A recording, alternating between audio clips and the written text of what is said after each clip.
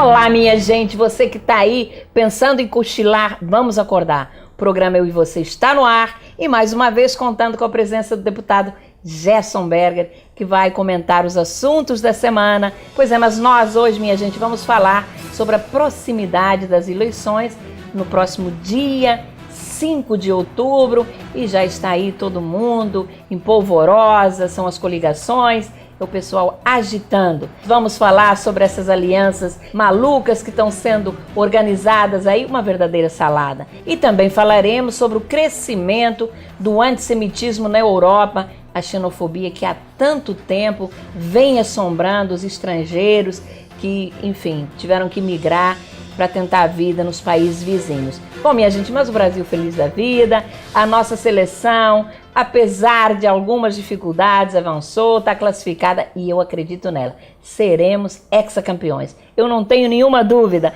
Mas, Gerson, agora nós vamos para os assuntos da semana. E no programa passado, nós dedicamos parte dele a comentários sobre as vaias e xingamentos recebidos pela presidente Dilma na abertura dos Jogos da Copa do Mundo no Itaquerão.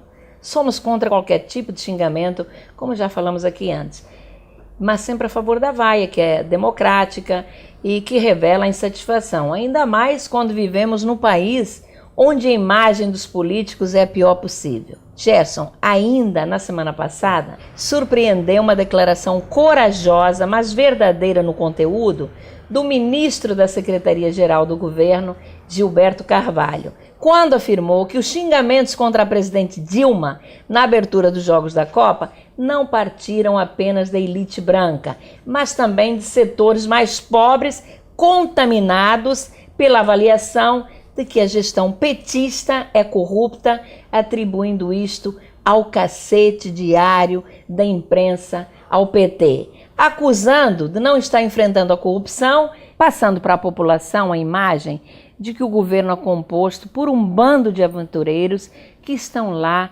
apenas para se lucupletarem. Ministro Gilberto Carvalho, infelizmente é o que parte do governo petista vem fazendo e estão em desespero porque não querem perder a boca. Bom, minha gente, mas o ministro foi mais além e assumiu que a ideia de um governo corrupto partiu da elite e dela foi gotejando, foi descendo, ou seja, chegou às classes mais pobres. Suas declarações contrariam a de outros petistas, a começar pelo ex-presidente Lula, que atribuiu os xingamentos apenas a integrantes das classes privilegiadas, dizendo que viu alguns moleques gritando no campo, mas que não eram pobres passando fome ou sem escola, muito pelo contrário. Gerson, como você avalia as declarações do ministro Gilberto Carvalho, que é muito próximo ao ex-presidente Lula, de quem foi chefe de gabinete? Quer vitimizar o PT, acusando parte da imprensa, mas todos sabemos, e até ele, que parte do PT é tudo isso que ele nega. Vejam que ainda em 2005, quando estourou o escândalo do mensalão no governo Lula, o ex-presidente só não sofreu impeachment porque sua popularidade estava em alta e a oposição tímida, se é que existia oposição, não é, Gerson? Não teve a coragem de avançar numa investigação profunda e imediata e fingiu acreditar na versão do presidente Lula de que tinha sido traído, pois não sabia de nada. Em tudo isso que o Gilberto Carvalho falou, quem está com a verdade, Gerson? Ele ou o presidente Lula? Olha, Tereza, o ministro Gilberto Carvalho ainda fez outra declaração muito importante que me parece verdadeira, quando disse que está sendo uma das eleições mais difíceis para o PT. Como você e os amigos telespectadores podem ver, o ministro está muito pessimista. Só voltou a acrescentar: estamos perdidos. Acontece que ele também, se fosse mais sincero, deveria dizer: estamos colhendo aquilo que plantamos. Os escândalos de corrupção havidos neste governo nunca antes foram vistos na República do Brasil. A começar pelo que você já citou, o dos mensaleiros, envolvendo até mais poderoso ministro-chefe da Casa Civil, e todos vocês conhecem, José Dirceu. Tudo que o ministro Gilberto Carvalho aponta como perseguição da imprensa ao PT não tem nada de perseguição. É a pura verdade. E mais, essa história de que o PT não soube responder é outra inverdade. Sempre respondeu, negando os fatos de corrupção confirmada e acobertando os companheiros. Como fez o presidente Lula, que chegou a negar o mensalão. Você se lembra? Tereza, o povo brasileiro não esqueceu os escândalos de corrupção envolvendo vários ministérios da presidente Dilma, que acabou por substituir os ministros e, no entanto, trocou 6 por meia dúzia, considerando que esses ministérios permaneceram nas mãos dos mesmos partidos e pessoas. Alguém, por acaso, esqueceu do escandaloso caso Rosemary, amiga do ex-presidente Lula, que ocupava a chefia da presidência da República em São Paulo. Esta bonitinha usou e abusou de mordomias, fez o jogo sujo do tráfico de influência. E quanta corrupção e prejuízo trouxe para o Brasil, que tem aguentado tantos malfeitos. E em função disso, ele se encontra numa séria crise econômica sem crescimento, mas negada pelo governo Dilma. Acontece que o último escândalo de corrupção mexeu definitivamente com o nosso mais profundo sentimento de brasilidade, representado pelo símbolo Petrobras, orgulho de todo brasileiro, e tão maltratada pelo governo do PT e que hoje se encontra no buraco, graças ao enorme desvio de dinheiro público que a envolve, a começar pelo depósito de 22 milhões de dólares numa única conta na Suíça, em nome do ex-diretor Paulo Roberto Costa. Finalmente, a população brasileira acordou. Elite ou não, chega de querer dividir o Brasil em pobres e ricos. Somos todos brasileiros. E o que é bom para o Brasil é bom para todos. O fato é, como bem disse o ministro Gilberto Carvalho, a palavra corrupto pegou no governo do PT. E eu pergunto, podia ser diferente? Pois é, Gerson, mas o curioso é que o PT joga tudo na conta da imprensa. A imprensa é que é responsável por tudo, denigra a imagem do PT e vai por aí. Quando nós sabemos que a realidade é exatamente aquela que você acaba de colocar. Bom, minha gente, mas nós agora, ainda falando de política nacional, nós vamos falar um pouquinho das saladas que estão ocorrendo nas coligações de partidos e que ainda devem apresentar algumas surpresas até o próximo dia 30 de junho, data limite para o encerramento das convenções. Em São Paulo, por exemplo, o PSDB formalizou aliança com o PSB de Eduardo Campos, que indicará o vice-governador Geraldo Alckmin, que concorre à reeleição de governador, e tem como candidato à presidência da República Aécio Neves. O vice, claro, vai estar no palanque de Eduardo Campos, que também é candidato à presidência da República. No Rio de Janeiro, parece que o PSB ficou enciumado com São Paulo e partiu para uma aliança muito mais complicada, ao oficializar coligação com Lindenberg Farias, do PT, que tem como candidata à presidência da República, claro, Dilma Rousseff. A aliança confirmou o nome do deputado federal Romário a senador. No entanto, o Romário já declarou que manterá suas críticas ao governo Dilma e não subirá em seu palanque. Nem poderia. Afinal, o seu PSB tem Eduardo Campos, candidato à presidência da República, que afirmou, vejam bem, Eduardo Campos afirmou sentir-se muito à vontade com a aliança e encaminhar durante a campanha ao lado do candidato Lindenberg Farias, que mesmo dizendo que seu palanque é da presidente Dilma Rousseff, vai gerar aí uma tremenda confusão no eleitor se caminhar ao lado de Eduardo Campos, como ele afirmou. As surpresas continuaram. E no último domingo, 22 de junho, o ex-governador Sérgio Cabral, até então candidato ao Senado, desistiu, não é, Gerson? E abriu espaço para entrar em seu lugar o vereador César Maia, pré-candidato ao governo do Rio. Esta foi a condição imposta por César para apoiar Aécio Neves e parece que foi até uma exigência nacional do DEM, o seu partido.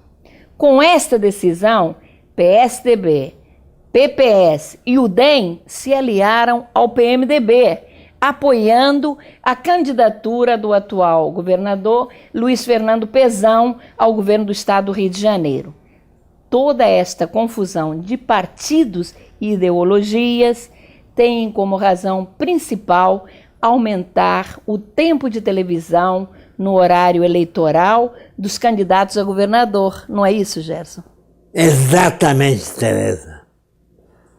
Este é o objetivo principal para os candidatos que têm o que mostrar no horário eleitoral. O senador Lindenberg Faria, que tem ou que tinha 4 minutos com a coligação PT, PV, PC do P, passou a ter mais 1 minuto, ou seja, 5 minutos ao formalizar a aliança com o PSB. Já o Pezão, atual governador do Rio, ao receber a adesão do PSDB, DEM e PPS, ganhou mais 3 minutos, passando de 8 para 11.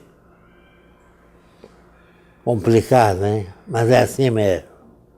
No Rio de Janeiro, com toda essa confusão de alianças permitidas pelo TRE, o mais vitorioso foi o senador Aécio Neves, que, ao conseguir a adesão do DEM regional através do acordo PSDB, PPS e DEM, fechou também aliança com o DEM nacional. E no Rio de Janeiro, onde praticamente não teria palanque, pois o PSDB é fraco.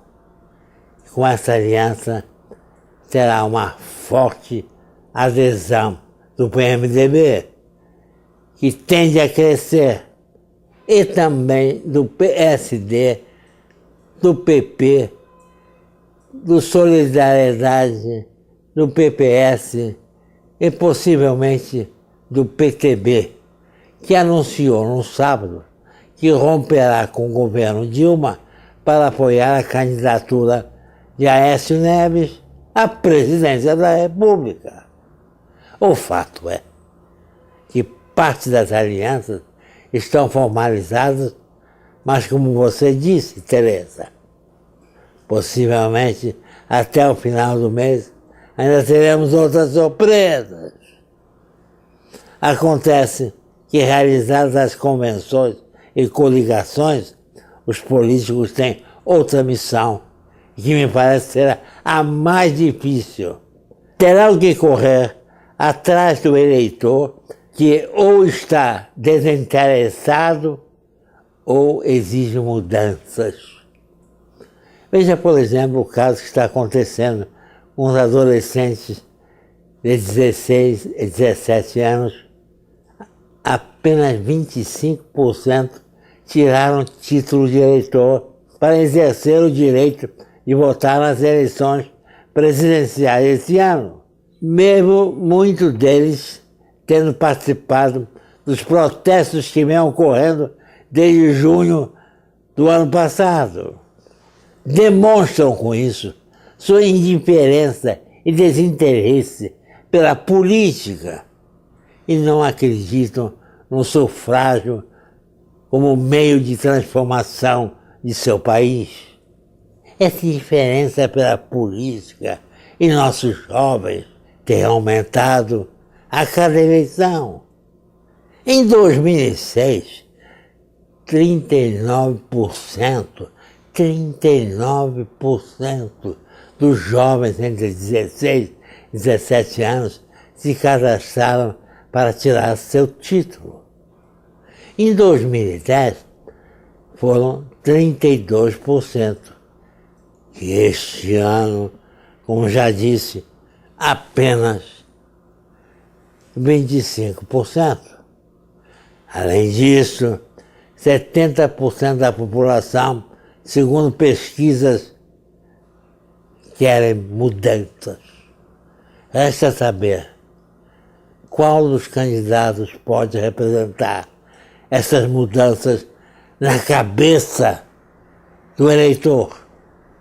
Para os petistas, é a reeleição da presidente Dilma que trará essas mudanças.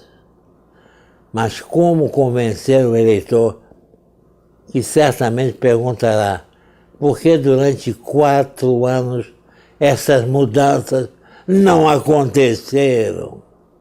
Ou pelo menos não mudaram alguma coisa desde o ano passado, quando milhões de pessoas têm ido para as ruas protestar e tiveram como resposta o silêncio. Tudo continuou na mesma ou pior. Não acho tarefa fácil para convencer 70% do eleitorado de que a presidente Dilma representa realmente essas mudanças. Ou qual candidato terá esse mérito? Somente em outubro teremos a resposta. E até lá, tudo ficará na especulação. É isso mesmo, Gerson. Há que esperar até 5 de outubro e vai ser uma eleição bastante difícil, mas importante, porque nós teremos mais debate, pelo que vemos aí nas pesquisas, um segundo turno, e isto é importante para a nação. Mas nós agora vamos passar para a Europa. E aqui no programa, por diversas vezes, temos falado da xenofobia na Europa, no crescimento do antissemitismo, e o último atentado ao Museu Judaico de Bruxelas, no dia de 24 de maio do mês passado, aflorou o sentimento de preocupação que vive hoje a comunidade judia europeia. O atentado foi praticado, ao que tudo indica, por um francês de 29 anos, jihadista, movimento terrorista de luta, que matou a tiros 4 pessoas, um casal de israelitas, um funcionário belga do museu e uma voluntária. O autor foi preso logo depois em Marselha, na França, e o atentado foi considerado pelas autoridades de Bruxelas como terrorista e antissemita. Mas isto gerou nas comunidades judias da Europa, como eu disse há pouco, muita apreensão, pois acreditam ser o indício do recrudescimento do antissemitismo no continente. Esta preocupação, Gerson, faz todo sentido, considerando que a Europa hoje vive uma crise econômica muito séria, com índices de desemprego altíssimos. E a extrema-direita vem crescendo em alguns países, como, por exemplo, na França, e nós todos sabemos, e a história tem mostrado, que em situações como esta se cria o bode expiatório. E os judeus sempre foram as grandes vítimas, não é isso, Gerson? É isso mesmo, Tereza. Minha gente, lembre-se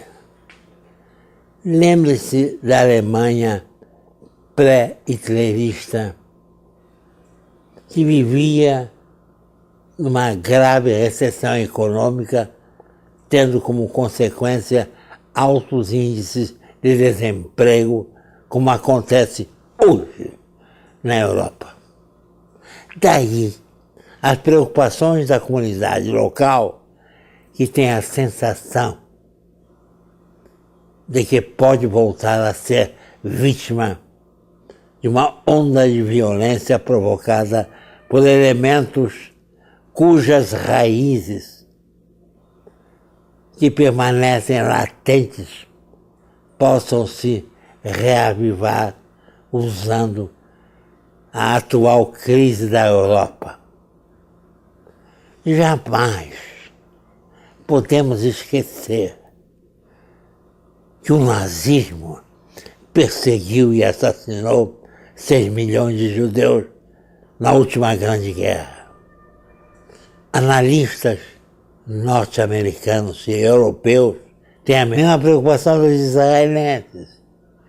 Enfatizam que a volta dos jihadistas da Síria para seus países de origem na Europa pode reacender focos terroristas que pareciam adormecidos em países como França, Alemanha, Espanha, Dinamarca, até a Dinamarca, quem diria. Daí a preocupação dos judeus que vivem na Europa para desarmar essa possível bomba, a necessidade de um sistema de cooperação internacional, de segurança conjunta, que seja capaz de desarmar seu potencial terrorista subversivo, para o qual o Centro Meyer Amit de Inteligência e Informação sobre o Terror chamou a atenção. O momento, minha gente, requer cautela, atenção e ação.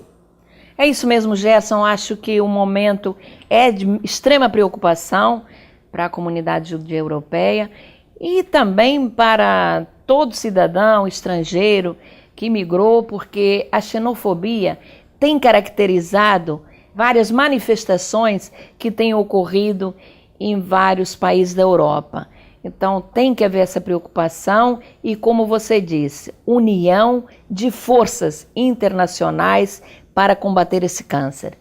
Bom, minha gente, nós estamos chegando ao final do programa e mais uma vez torcendo aí pela nossa seleção que está bem e tenho certeza, como eu disse no início do programa, chegará ao Hexa. Ô Gerson, você não tem uma historinha aí de união, de força?